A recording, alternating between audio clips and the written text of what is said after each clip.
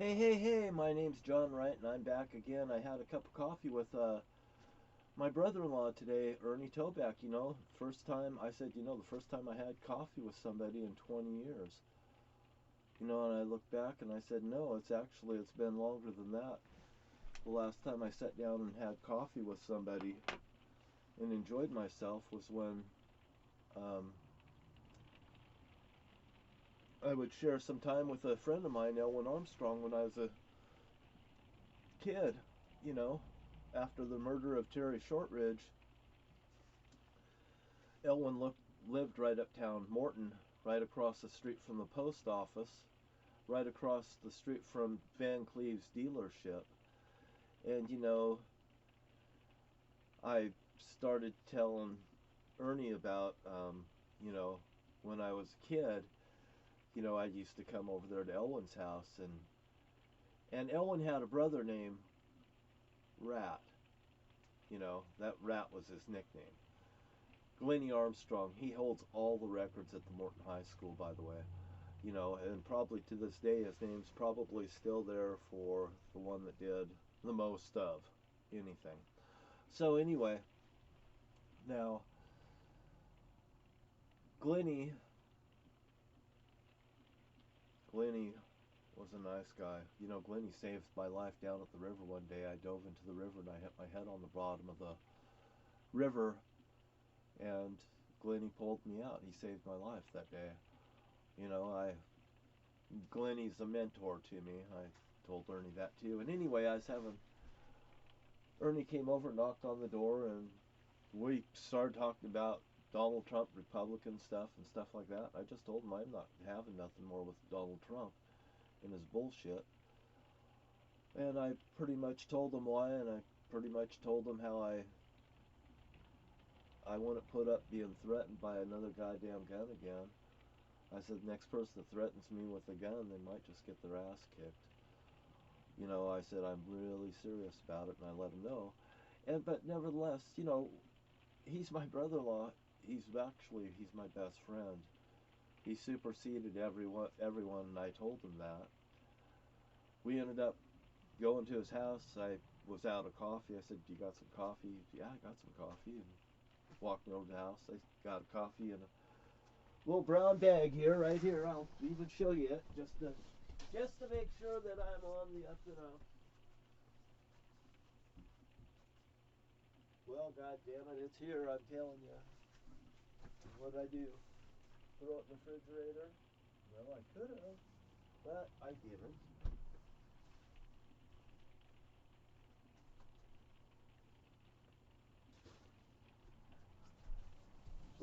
And both me and Ernie both suffer from the same things. We hide our stuff. Matter of fact, my sister Bonnie said Ernie hides his stuff. Well, I understand that because I hide my stuff too.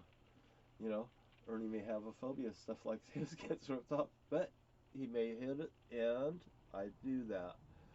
Am I senile? No, I am not.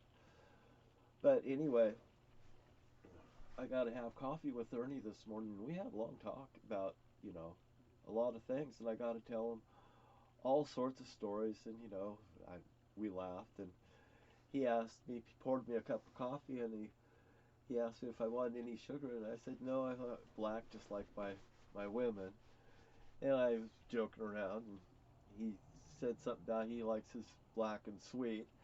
I mean, we have nothing against black women, is what I'm saying, in a sense. And I just said, I drink my coffee black these days, and I don't need something to sweeten it down because I say you can't candy coat anything with this one. And I sat there and I told him what I thought of my brother Jerry, and I thought we were having a breakthrough that I was sitting here having coffee with him this morning, and I told him stories and stuff, and he was pretty, you could just always tell. And, he knows that at least I consider him my best friend. He says that, I'm his friend too. I value Ernie. It's like I told him, I said, I just want you to know that I've hit Freeport Gold up for $21 million. And I said, and that's only a fraction of what I could get. And then I explained to him, like, the bowling alley in Morton, Washington, and this bowling alley Centralia, and what they've done down here. I want $21 million there. I mean, I want $21 million for this incident. I want $21 million for that incident. I want $21 million for that incident. It just sets a bar. You know, I said, Ernie, I went on to say, I should have been able to take care of my family and stuff like this. And I said, and Ernie and Bonnie has this place there. And I looked at him, I said, hey, I'm not saying that you haven't taken care of my sister. I am so happy with you, Ernie. If I could, I would build this guy a brand new house. I would build this guy a custom house, and I would build it. Why? My sister be living in it, and I would enjoy doing it. I like to build things. Why not? You got to sit there and watch things, and you got to see the looks on someone's face when they're happy instead of when they're sad. And I don't like sad people, and I don't like sad people in America either. So anyway, um, we had a great conversation this morning, and he offered me some coffee, and I, I picked it up. I brought it home. I got some cooking right back there, a brand new pot. Should be warm by now. And I'm thankful that the truth is coming out. And I've told him outright, this has everything to do with John F. Kennedy. This has everything to do with... He's not denying it. I said, even during the conversations, I said, Ernie, I said, me and you've been talking. I said, you put your head down and you said, I'm trying to protect my wife. I said, Ernie, let's don't forget that we have gone past that and we have talked about that. I told Ernie, I said, Ernie, why I enjoy telling the truth? Because I don't have no stress, I don't have no animosities and layers of things against me, so I can't act correctly. 2 people and 4 people. I told him, I said, if you would have came down to the bowling alley, and you and your wife would have came down to the bowling alley when I was running the bowling alley, you guys would have had fun. I said, you would have seen what it was like to, what I do. People genuinely liked me at the bowling alley and stuff, and I didn't know that. I felt like, here, I'm an attraction because I'm nice to people. I know how to say please and thank you and hey, come back again. Come when you can and I'll see you again. You just got to be nice to people and they'll come back. But you'll have employees that work at the bowling alley that's like, you paid for your bowling and then they just turn around and they're done with you. They can't say, hey, thank you for coming in. Have a great day. I'll see you next time. You could say so many positive things. Even the guy at the bowling alley over in Chehalis Bowl, Herb Kreitzer. One day, I have this thing about I write, and have a nice day. And it's one of the reasons is because I was hypnotized in that house at 2105 Southwest Salisbury Street, Chehalis, Washington. That's my sister and brother-in-law's address, Rich Baker. And I was getting hypnotic tapes taped up and sent upstairs into our rooms. My room too. My room had its own speaker for that. And that was success, about success and stuff, because her son, Michael, this one day he goes to school and, he comes home with a report card that's just straight A's. Oh my gosh, my boy. Chip off the old block. Yeah, he's doing really goddamn good. Well, you know what he did was it was in a red pen that they made the F's, and he just put a line down and finished it off and made it into an A. So instead of having straight F's, he got straight A's. And he was rewarded instead of beaten that day. But when they caught up with him and his ass got in trouble, he found his ass on the back step. And the back step is where you get a licking from your dad with a goddamn belt. And I believe that Kevin sat right there and watched the beatings and stuff like that. And he stood right there And he's seen what I seen, but you know what? I had become so comfortably numb to it that I would just sit there and watch. And horrified, and just horrified in this too, by the way. I remember being there. I mean, that's just what it is. And my nephew, he brought it to my attention months ago, you know, and apparently it wasn't just one of them. He got it too. I don't know how far things went, but I just do know that things did happen in our family, and my brother Jerry was abusing people too. You know, here's an example.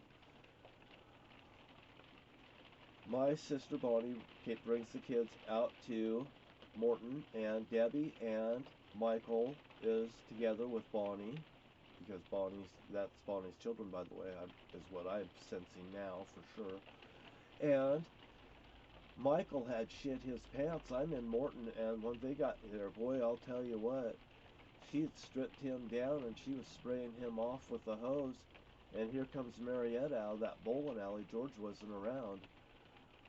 Marietta was at the bowling alley. She comes across, and she's heading over there at the trailer saying, "This is what Hitler's done. This is what Hitler did. This is what Hitler did," to my sister Bonnie, spraying the child down as he's in this corner, you know. And you know, the way that my mother did Bonnie in such a way that, you know, at this point in time, I don't know exactly what's going on. I'm horrified of these actions.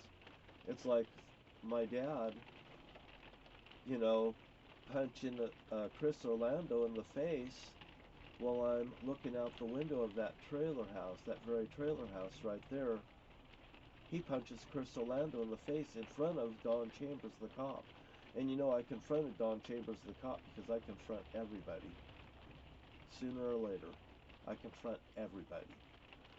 So I confronted Don down there where he works in Chehalis as the dog catcher about that situation.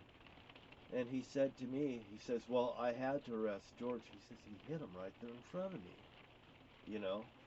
My dad hit him right there in front of him because why? Because the cops were involved in the whole goddamn thing. Matter of fact, I think we had to post $100 for my dad to be released 15 minutes after he was arrested. You know? And I'm just saying, then Chris Orlando's wife, she got killed just outside of Morton days later. Connect the dots. Connect the dots. Chris Orlando's wife got murdered, and that was because Chris was acting out at the bowling alley in front of my mom. Ask Chris Orlando if he's alive. He was a young man. Anyway, thank you for your time. It's 13 minutes and 20 seconds between 13 and 14, and my dad was the guy. I am telling the truth, and if it wasn't so, this wouldn't be here. Matter of fact, there wouldn't be somebody had taken their liberty of putting this headstone right there with my dad's bowling alley in the background, and it says Art Fairhart. It's the Fairhart Art, 1966, Bill Fairhart. The Fairharts are behind this here in Morton, Washington, as well as the cops. Or the cops are using the Lebanese and stuff as a tool to be used up there in that area, possibly, but I seen and witnessed George Fairhart jump up and down in front of me saying, "Your dad is now our slave." My dad complained about, he was working at the bowling, he made less than $2, I made $2 an hour, John. At the end of his life, my dad told me that the money was stolen from that bowling alley. And anybody that doesn't believe this, maybe you should have a cup of coffee this morning. Maxwell House. It's the brand that comes in the blue container. And boy, I'll tell you, my brother-in-law, he's like, "Joe Biden, bad stuff got him." No, that's wrong. And I told him, and I said at his table, I said, me and you should be able to sit at your table and have a cup of coffee and talk about our differences. Thank you very much this morning. You have a great day. My name's John Wright.